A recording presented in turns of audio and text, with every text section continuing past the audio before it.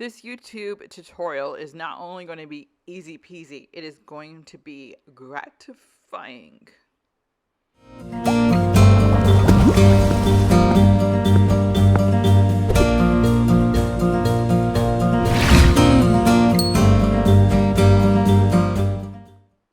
Welcome to my channel. We're doing a galaxy greeting card today, and I think that if you are going to be doing a custom greeting card, I think maybe making it a little personalized just gives it that extra oomph.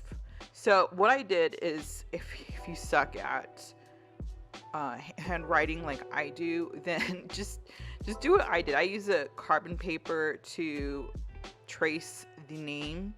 You can also use a light box, whichever is easier. And then I took the, what is it called? I took the drawing gum by I'll put the link in the bottom. And just put that over the name because we are going to be painting the shit out of this card. So I basically I did not soak. I covered the front of this greeting card. It is a watercolor paper greeting card. You can get it off Amazon. I will, again, link in the bottom, but link in the description. Soaked it in water. So I keep wanting to say soak. Put it in water, painted it in water. What is wrong with me? And then I just dabbed purples and blues all over. It kind of looks like a disease, doesn't it? Not what I was going for.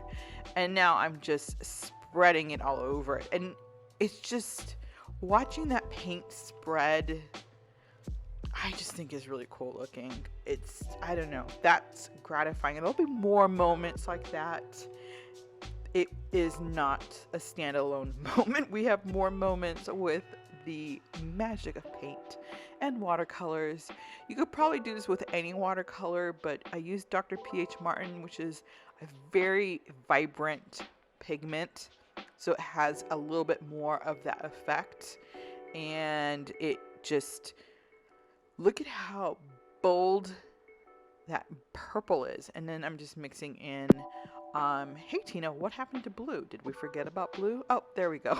Like, where did the blues go? I was being very biased towards one color. I'm just filling in some of the gaps here with the blue. And then my paper started to curl on me. I'm used to using watercolor blocks, which all the papers glue together so the paper doesn't curl. And so it started to curl on me, and because I'm using so much water and paint, and excuse me, I have allergies. So I finally decided to tape it down like a good artist should because the paint was starting to like kind of drift off to the sides, which is not what I was going for here. And then I carried on and continued. So now once I get this together, I am going to then add, I'm going to take white directly from the bottle and just drop it into the galaxy. So if you're using Dr. P.H. Martin, it's a really cool way to be able to do this. You can just drop very amounts of white all at once. And if you look at the sky, unless you live somewhere like where there's nothing but smog or clouds, if you look at the sky at night, then you'll see that it has a little white spots. I don't know how, like, white cloudy looking bits in the galaxy. I don't know what it is. Is that like a cluster of stars in the distance? I don't know. But you see it at least in paintings. I don't know how realistic that is. Also, you can see that the name is completely disappeared. That is okay. That is what the drawing gum is for. And then I'm just kind of spreading the white around in a very haphazard way. There's no rhyme or reason to how I'm doing this. And then I just going to let this part dry. So it took a little bit because I used so much paint. But once it dried, as you can see, the edges are still a little wet. It looks really faded. It's not. It's because I have really bright light on my painting right now, but it still came out like a really bold color. So I'm taking bleed proof white. Again, this is also Dr. P.H. Martin, and it is a it's like a gouache, basically. I like it better than a gouache. It sits on top of paint, so you don't have to worry about it getting absorbed into the paint like you would just regular white. And I'm using a Princeton fine liner brush to just make little stars. I mean, this is not what stars look like, right? They flicker, but it's kind of your cartoony type stars. I added the little extras in there because I wasn't loving how it looked. But I'm just adding little stars, and I'm making this card for a fellow YouTuber who I really enjoy watching. She does nail videos. It's Jo's Nail Co. She's British, so just listening to her accent is fun, but she's hilarious.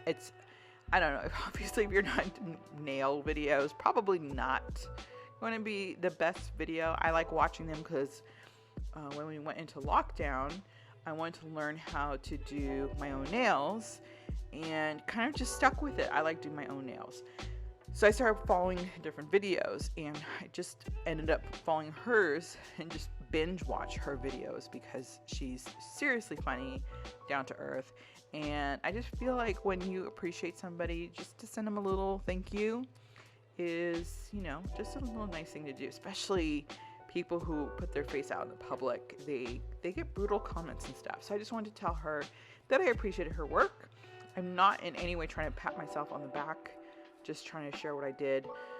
And her logo on her YouTube channel is kind of this galaxy. So I was just doing this greeting card for her as a ode to her channel. Her name is Joanna. She calls herself Jo. But she also, it's funny because when she messes up, she says Joseph. She calls herself Joseph. It's cute. So I wrote the card as a Joseph thing. But anyways, if you want to follow her, I'll put her channel in the description. So I basically, the parts that were white, the little cloudy white parts, I'm adding more stars there because I feel like that's kind of your galaxy looking nebula-ish, cloudy, starry look. And I'm letting those natural places where that white spread guide me and where I add the white. When you're doing galaxy, the most important thing is not to keep it perfectly even with the stars. I see a lot of people, they take their brush and they flick it and it gives them that white. I don't like that as much. This is obviously a lot more tedious. But you know what? I just kind of got lost in thought. I was watching a YouTube video, either Jo Nail Co. or Bailey Sarian. One of the two is pretty much who I have on all the time. It looks tedious, but you kind of just get lost in it and you just keep adding. It doesn't take as long as you think it would. I'm adding the moon. I think the moon ended up being a little fatter than I wanted. I didn't realize that until afterwards. I'm like, that looks more like a Klingon symbol from Star Trek than it does a moon. But it wasn't until I was completely done with it that I realized it. So with the bleed proof white, it does take a lot longer to dry than watercolor. So if you're going to send it off to somebody, let it sit for a night or two, depending on how much you used, because it doesn't dry right away like watercolor does.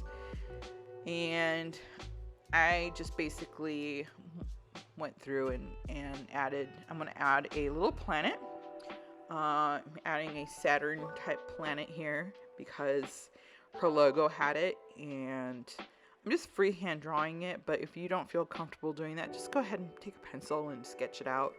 A pencil will sit on the watercolor enough to let you see it. I was comfortable enough to freehand draw it, paint it, and at first I was like, I don't know if I want to put this in here, but I was really happy with the way it turned out. So now the gratifying part. So this is where I get to take off the drawing gum and pull it off. It's fun when it comes off in a single piece, but I never have that kind of luck. I'm using tweezers to kind of pull it off. You can see it's coming off in bits and pieces. And you want to clean your tweezers after you do this because your tweezers will pick up the gum a little bit. Watch this part. Ooh, we're gonna have to slow-mo this one. There we go. See how, so cool. So cool. Yeah, the rest didn't do that. I had to pick apart like crazy. And if you pull off the drawing gum, you can actually use it kind of as its own stickiness and use it to pull off the rest of it. I don't know if that makes sense. You can kind of see me doing it. I pull off a piece and I stick it up against the other one, and it uses itself as like a tacky substance to pull it off. Does that make sense? I don't know if that makes sense or not. As you can see, some of the paint did get through on my drawing gum. That is because I did not wait for it to completely dry. So don't do what I did. I was going to paint over it anyway, so I didn't care as much. But if you really want that white starkiness of the paper underneath, then wait for that drawing gum to really dry. So I'm taking Paul Rubens. I call this my magic palette just because it's the metallics. I just love these metallic paints. I actually found another palette on Etsy that I have added onto my Christmas wish list. It's like $300, so it might have to be a gift for myself. But it's just the coolest handmade metallics. But this is from Paul Rubens. Paul Rubens is fantastic with his quality of watercolors. I will link this below as well in the description. I just used the white. You can't see the metallicness in the painting, which is unfortunate, but it does pop and it looks so pretty with the galaxy. I'm going to go through and add a few more coats just so it really pops. But I don't know, I really like the effect that this had. And I thought it went perfectly with this effect. And it also covered up the spots that bled through the gum. And I'm noticing the 2 dots now below the J. It just makes it look like it's an accent on the J now. But I literally did not notice that until right now. And this card is already in England. So I obviously cannot fix that. But that's okay. I filmed this video a little bit ago. As you can see, I have 4th of July. I don't know if you can even see it. I have 4th of July nails, and I did not just let those nails sit on my hands forever. I filmed this a little bit ago and forgot to upload it. So I've been working on it, and I was really happy with the way this card turned out. I just think I love doing galaxies with watercolors because it's just so easy to do and so gratifying. You can add purples and pinks and just give it a really cool effect. So one of the other things too is if you guys have any work that you've been working on, like projects, watercolor projects, and you feel stuck, or you're like, you know what, I've been trying to paint, insert information here, and I haven't been able to. Can you help me out with this? Send me an email, tinawilliamsart@gmail.com, and I will do a video tutorial. My goal is to help people out with their craft. I want people to enjoy it, so I try to keep this as simple as possible. So if you're stuck, if it's clouds or mountains or blending, whatever it is, as long as I know how to do it, I will do a tutorial on it. If it's something I don't know how to do, then I'll be like, you know what? Sorry, can't do it.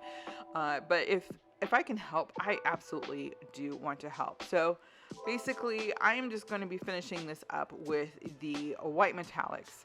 But go ahead, send me an email. I would love to help you guys out. I would love to do a video just for you, whatever it is. If it's even a specific flower. Somebody said they needed help with the sunflower, so I did a sunflower tutorial. I would love to help you out, not help it out. So I'm going to remove the tape from this bad boy, and this is the completed card. I just love how it turned out, so hope you enjoyed it as well.